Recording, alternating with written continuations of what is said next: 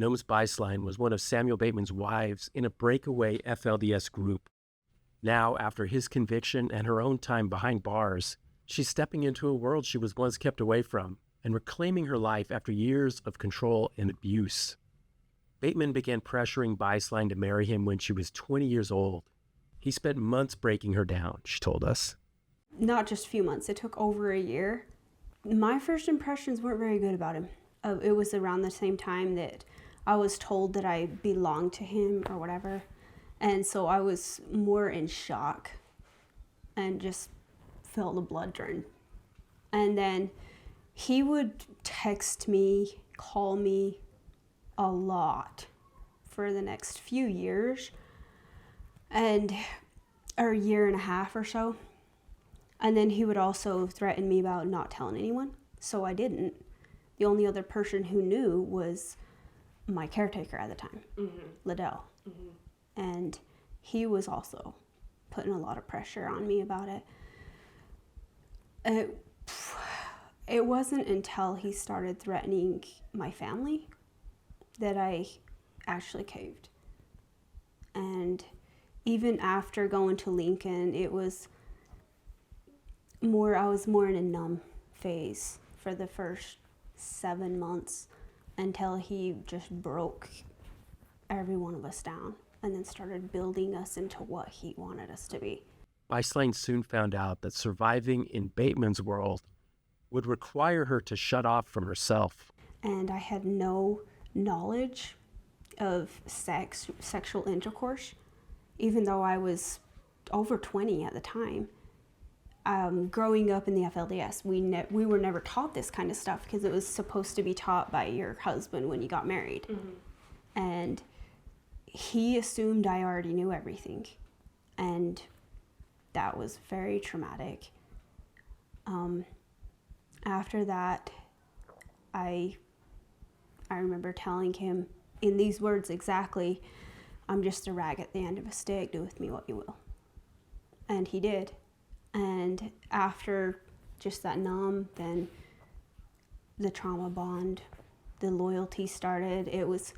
But it did take breaking you.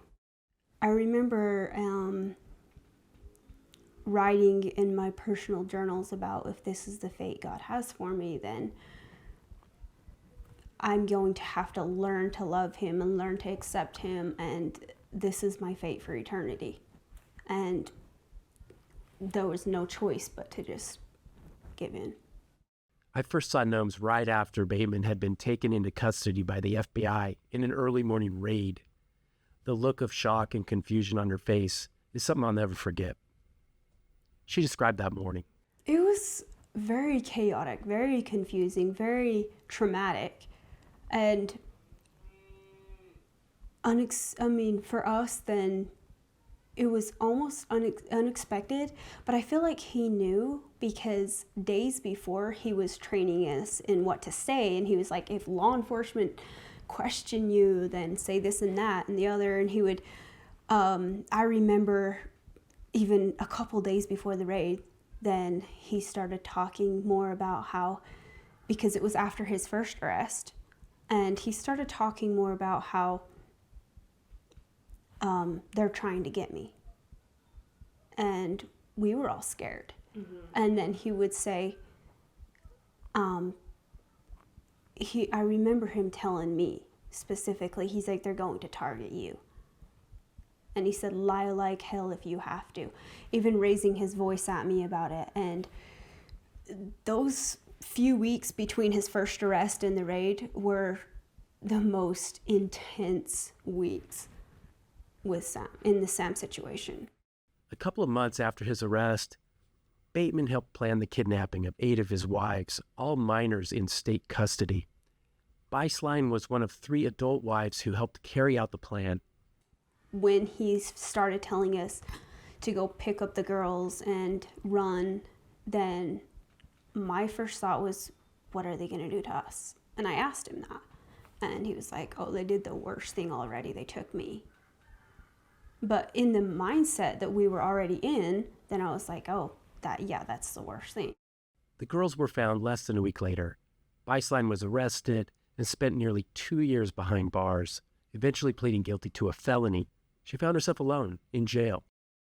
I was mostly numb. Like, very numb through the first phase of jail. But I do remember, I didn't really think about Sam that much. I didn't think about myself that much. I remember thinking about the other women and girls, how they were doing. I was constantly wondering, are they okay? And just in the dark about where they were at. And I remember feeling very lost and confused, and I remember the first time when I was first arrested, the first time I met my attorney, then I said, I'm glad. And I said, it's over, in some way, God will justify that I don't have to do anything for him right now because I'm in here. Being in jail took Bistline out of her sheltered religious community for the first time. I started to wonder about my beliefs when I started reading more self-help books and talking to other inmates and figuring out there's a whole big wide world out there that I knew nothing about. The variety was fascinating. And so I started wondering, but I didn't dare question. Even in my mind, I was terrified. And every time I started to question Sam, it would lead to questions against Warren. Right. And it was very confusing, and it wasn't until I allowed myself to question even Warren Jeffs that the walls just crumbled. And question after question after question just started flooding in. And realizations, the waking up, and it was a very dark time for me, I feel like, because I felt grief, shame, and anger, so much anger. And there was also a lot of suicide thoughts. Just, I didn't see any way forward with my life. I was like, I'm here in prison for being obedient to a life completely filled with lies. By the time I was released, I'd been in there for 21 months. So by the time it was getting close to my release, and I still didn't know if I was going to be released or not, I was content. I had I had made friends in there. I had started writing and singing and art, and it was better than my life before. So I was content, but I wasn't happy, but I was okay. It's a really weird mindset. I remember telling my therapist in there, because I was taking therapy, and I remember telling her, I am the freest I've ever been in here. I'm happy. I'm okay. Not totally happy. I said I'm okay in here. I'm okay. And she said, and I told her how free I was. And she said, that's messed up because you're in prison. You're not free at all. Right. And I said, well, I am, because I can think what I want to think. I can be mad. I can feel how I want to feel. And I get to do, I just get to feel how I want to feel. And I can express those feelings. And yeah, she was pretty disturbed by that. But that was how I was toward the end. I did get a lot into music, and it started with one of the unit managers asked if I could play guitar, and I could a little, and I kept joking around about, when you gonna get me a guitar?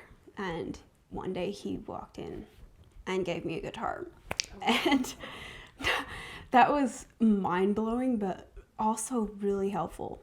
So I started singing in the cell and some of the other inmates would hear me and encouraged me to try out for the band. By the time I was transferred over to a prison, then it was like a little community in there, and they encouraged me to try out for the band. So I tried out for the guitarist in the band. But while I was trying out the guitar, then I started singing a little, and they asked me to put down the guitar and just sing a cappella. So I did, and I sang Miley Cyrus's song Flowers. And I remember they were like, we found our lead vocalist. And I was like, oh, I didn't try out to sing. I tried out for the guitar. But after that, I remember that night thinking in my cell, like, I was so afraid, so scared. There was 2,000 other inmates in there that I was going to go and sing to. And I was debating if I should or not, if I should or shouldn't. And then I remember thinking, this is the lowest anyone has ever been. This is the lowest I'll ever be. And it wouldn't hurt anything. So why not just try? Nobody has phones to video me if I mess up. And that's how it started. Then I started writing my own music, and it was a big part of my healing in there. After Bistline took a plea deal, a judge sentenced her to time served. She was soon released. She came back to Short Creek. It was really hard on me. The first 6 months were filled with, I constantly had panic attacks and triggers and bad memories. It was rough. It was really rough. But I wanted to make peace with the place and not be just bitter against it. I didn't want to leave hating the place, because it's not the place's fault. It was actually the experiences and the people. It didn't have to do with the place. But I still don't plan on once I do leave this place, I don't plan on ever coming back. Maybe in a few years I'd come back and visit, but I don't. It's a lot. The pressure, the trauma, memories. Bistline found support with 2 of her former sister wives, who had also stopped following Bateman. In an act to reclaim their power, the women went to a desolate desert hideout that Bateman had called holy, and where his disobedient wives were ordered to stay for days or weeks at a time. Yeah, we went out there and we desecrated the place. But that land was supposedly dedicated, but we went out there and desecrated it. And kind of it was very empowering, honestly. Because of the whole purity culture we were raised in, then we went out there and sang rage songs against Sam. And we got in swim clothes and bikinis and really had a good time. It was fun. Having friends who survived the experience has helped Bistline and others begin to heal. Mostly we talk it through, because during the situation, Sam wouldn't allow us to talk about our past lives before him. We never really knew what was happening with the girl sitting right next to us. And now we've been able to talk a lot about it, talk about what was going on inside, the fear, and I think a lot of it has come from, the healing has come from being able to talk about it with each other. And a lot of it also is around dark humor that I don't think the whole rest of the world would get, that we say jokes against him, a lot of dark humor in our conversations, just because it's the only way, it's relieving to let it out that way. We've also been through, there are times we get really emotional talking about things and expressing how this is just also with just the ones that are out. I still am not able to connect with the ones that are in. I hope in time that they'll find their way out, and whatever it takes, I hope that I can build a safe route for them to leave. The response to the Netflix documentary, Trust Me, the False Prophet, has surprised Bistline. I didn't expect as much support as I'm getting. I was bracing for a lot of hate, and I didn't expect it to, I just really honestly didn't expect it to be so supportive and from the whole outside world. Thousands have reached out and explained how strong I was. The ones that I feel so good about are the ones of people telling me they felt hope and they felt courage and they saw the possibilities of recovery and change. Those are the messages that I really love, because that was the whole point that I was trying to make.